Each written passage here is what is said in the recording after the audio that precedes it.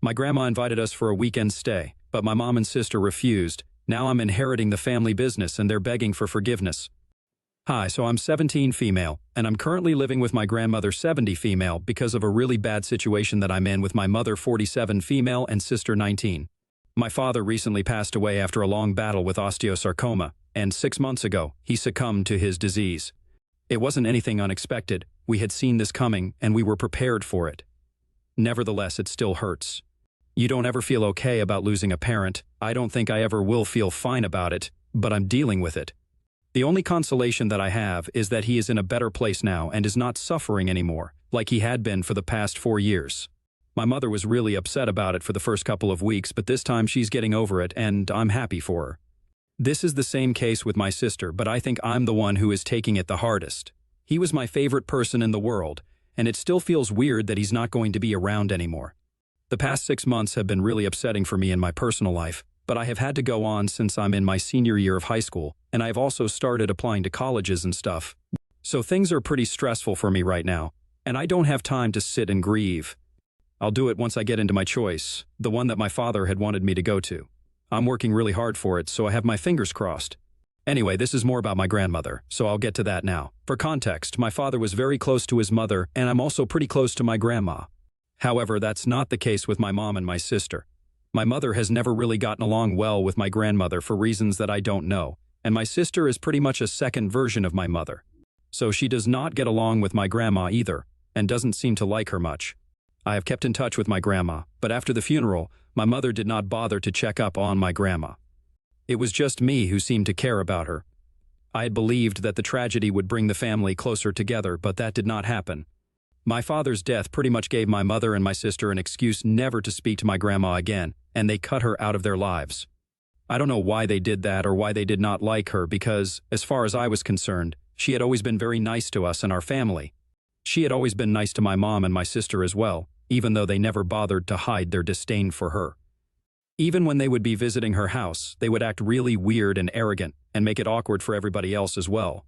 My parents had thought about it many times, but at one point, my father had just given up because he knew that he could not change this. I know that there must have been some reason behind this behavior, but nobody ever told me anything about it. And I did not feel brave enough to ask my mother why she did not like my grandma, since this seemed to be a bit of a sensitive topic for her.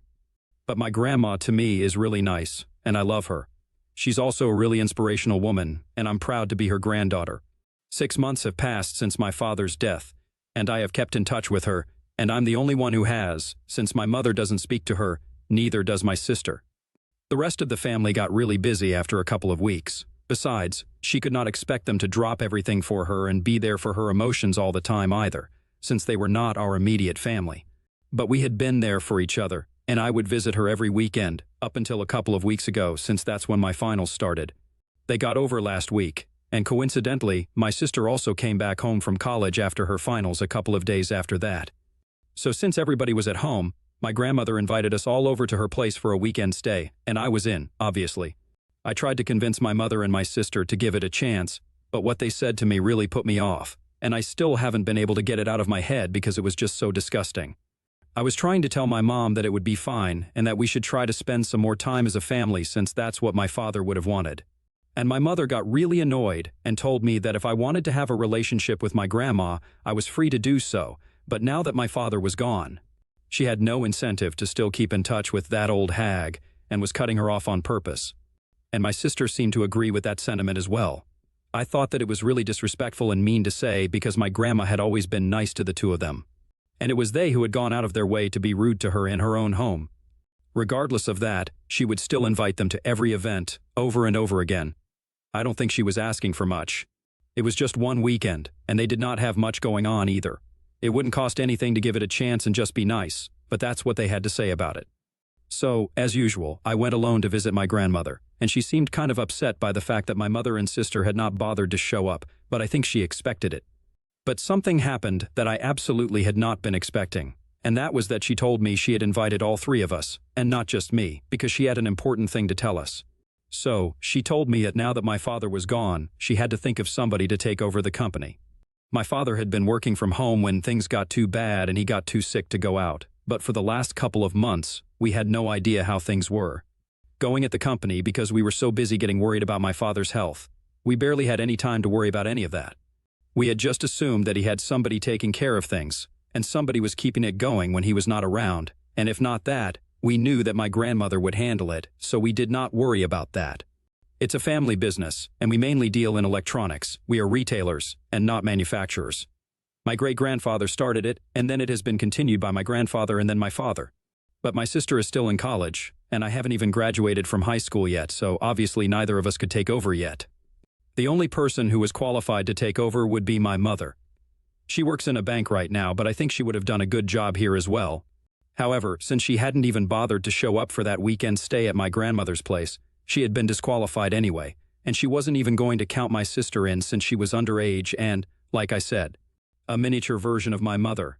That just left me, but I was not even 18 yet, and even then, I had a long way to go before I was ready to take over such a huge responsibility. But eventually, she told me that she was going to leave the company to me. For now, she was running it with my granduncle, my grandma's cousin. But even he was getting old and could not take the responsibility for long. He was already in his mid-60s and had been planning to retire, but then my dad got diagnosed, and he had to put everything off. The best he could do was a couple more years, but after that, he would be out.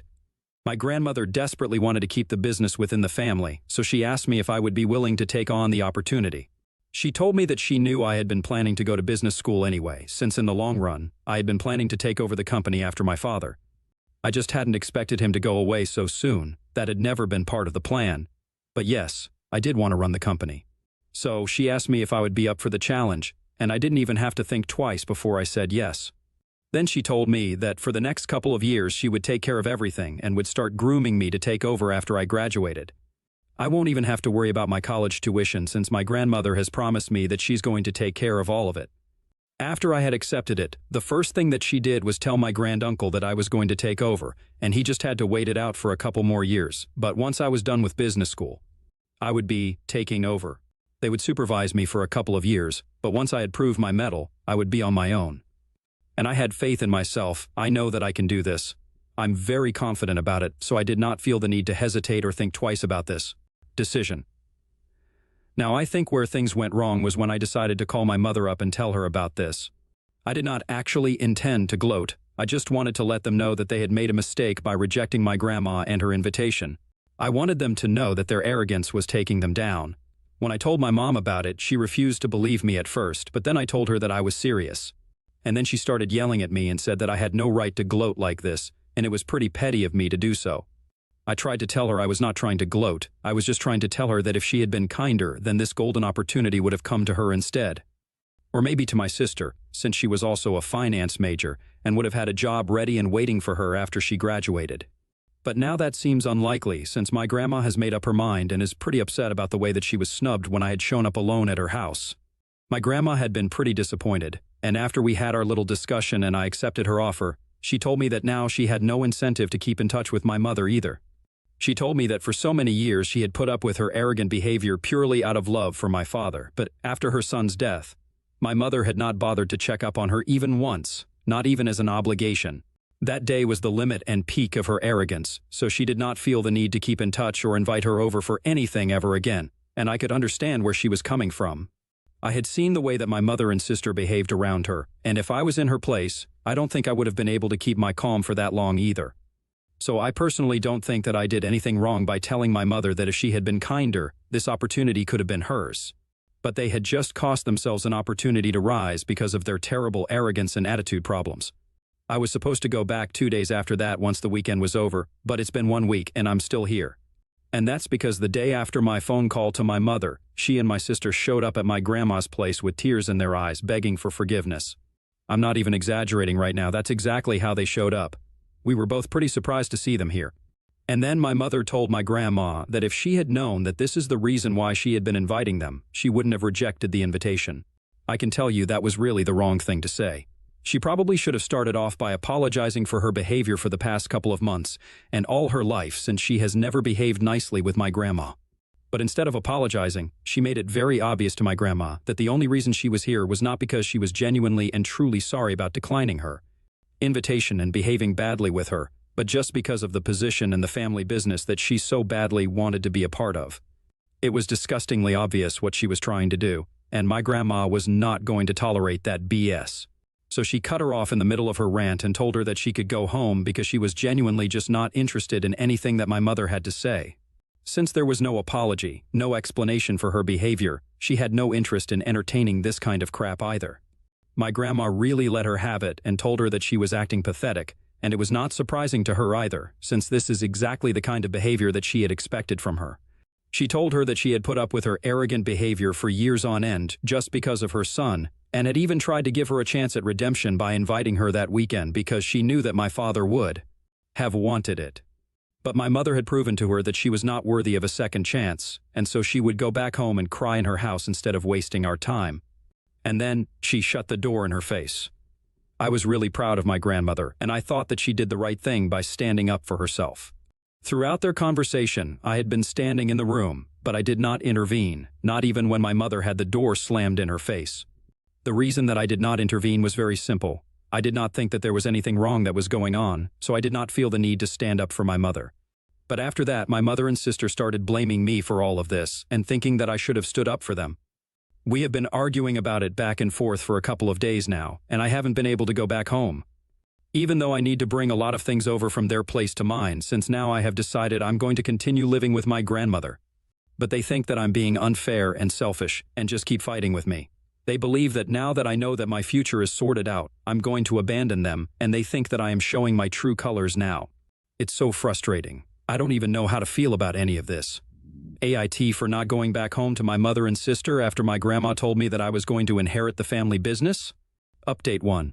Hi, according to you guys, I should have cut my mother and sister off and not made that phone call in the first place. I kind of agree with you guys, that would have saved me a lot of trouble. But anyway, I can still do that now, and I'm doing that. It's been really getting into my head, the way they've been acting, since they are the only family apart from my grandmother that I have left. So I was still trying to keep in touch and make things right with them, but I don't think I can make it work because they are making sure that I feel guilty about things that I'm not even responsible for. I have blocked them so they cannot call me or text me anymore. I'm just done with both of them. They had the chance to fix everything, but they did not do so, neither with my grandmother nor with me, and that's fine. I think that now they should really just face the consequences of their own behavior and actions, instead of trying to blame it on me. I know that I'm not the one at fault in this situation. No matter how hard they try to convince themselves, they can't convince me of it anymore. I'm out of that house, and I'm sure that my father wouldn't have wanted this to happen either, but it is what it is. Update 2. So I blocked my mother and sister a couple of days ago, and just as I had expected, they really did not like that. I knew that they wouldn't approve of my behavior either, but I had to do it. They were really getting on my nerves. They just kept fighting with me even when I was being nice to them, so how could I not block them? I didn't have any other option. Anyway, I think they found out that I blocked them yesterday, and there was a huge uproar from their end over this, and they were very upset about it. And since they couldn't express that to me through calls or texts since they were blocked, they chose to make a post about it. I don't know what they were hoping to achieve with that post, but it was really annoying because they are going overboard and painting themselves as the victims here when literally everybody knows that they are definitely not the victims.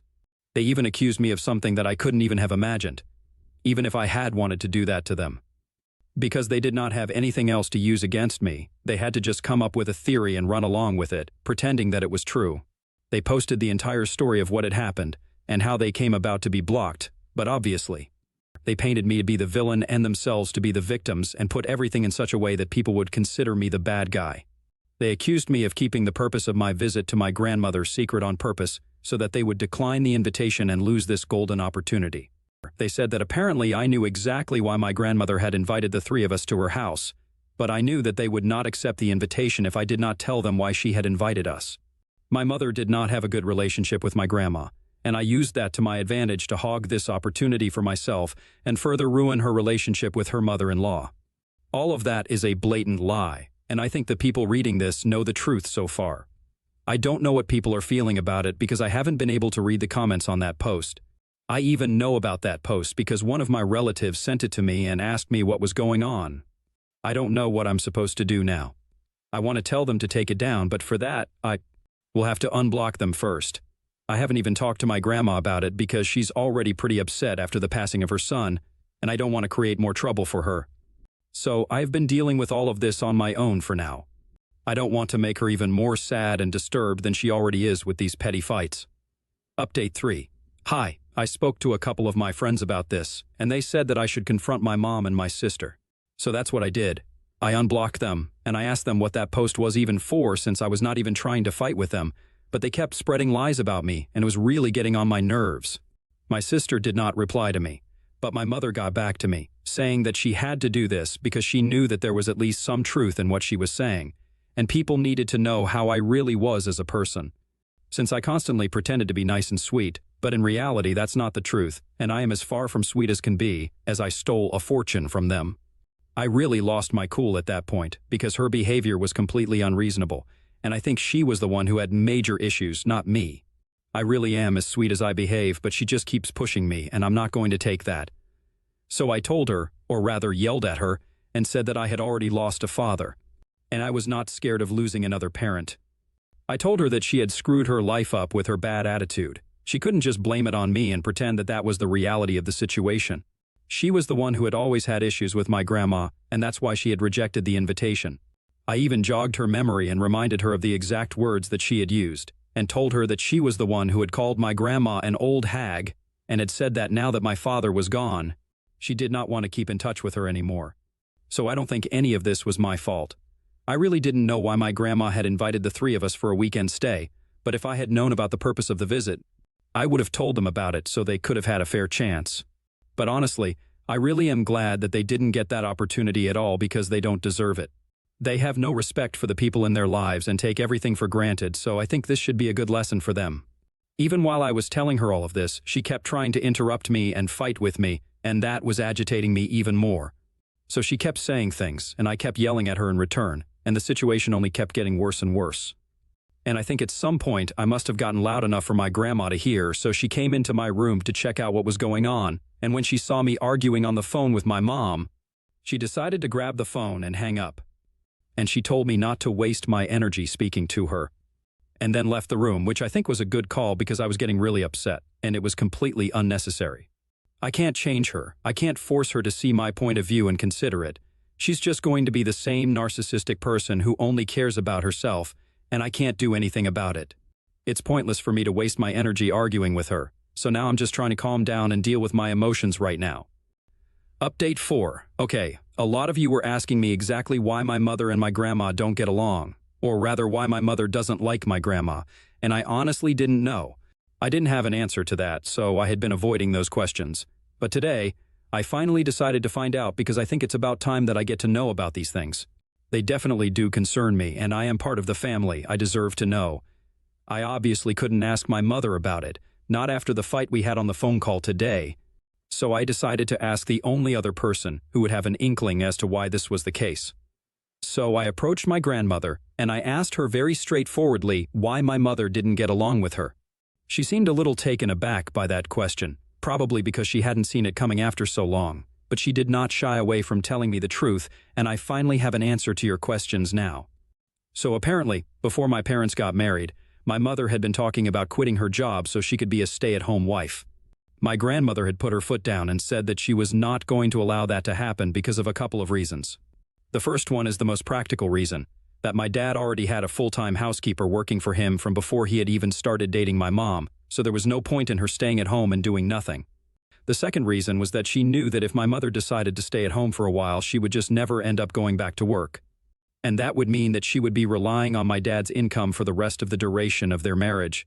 She could not let that happen because that would just mean that my mom was marrying my dad for his money. This is why she put her foot down, and my grandma told my dad that she would not allow her daughter-in-law to sit at home and do nothing. She had to be a working woman. And if my mother still chose to get married to my dad, then she would know for sure that my mother was not just with my dad for the money. Luckily, my mother did marry my dad, in spite of the fact that she would not be allowed to quit her job like she had wanted to. My grandma was pleased with what had happened, but since then, my mother hasn't liked my grandma because she doubted her character. I honestly don't know how to feel about this. I do think that it might have been insulting for my mother to have somebody cast a bias on how much she loved my father, and the reason why she was with him. But then I also can't blame my grandma for doubting her intentions, since they belong to a pretty financially well-off family, so I'm kind of torn between the two of them. But, well, it is what it is because I honestly don't know who's right and who's wrong, but I know that right now my grandma is the best for me. So, that's all I have to say about this. Update 5. Hey, so it has been a couple of weeks since I last spoke to my mother. We had that really bad fight on the phone, and we have not spoken to each other since. From what I know, she has taken down that post that she had made, and along with that, she has also taken down any other photos that she had of me on all of her social media accounts. She's basically pretending that she has only one daughter and it's hurtful, but I have to deal with it. This is the way that I have chosen for myself, and I'm going to stick to it. I also got accepted into the business school that I had applied to, the one that my dad wanted me to go to. And I can't tell you how happy I am about it. I can't put it into words, really. When I read that acceptance email, I thought I screamed loud enough for the state to hear me. My grandmother is thrilled, but not more than me. I'm not just happy that I am going to such a great institution, but mostly I'm also happy that I was able to live up to the promise that I had made to my father.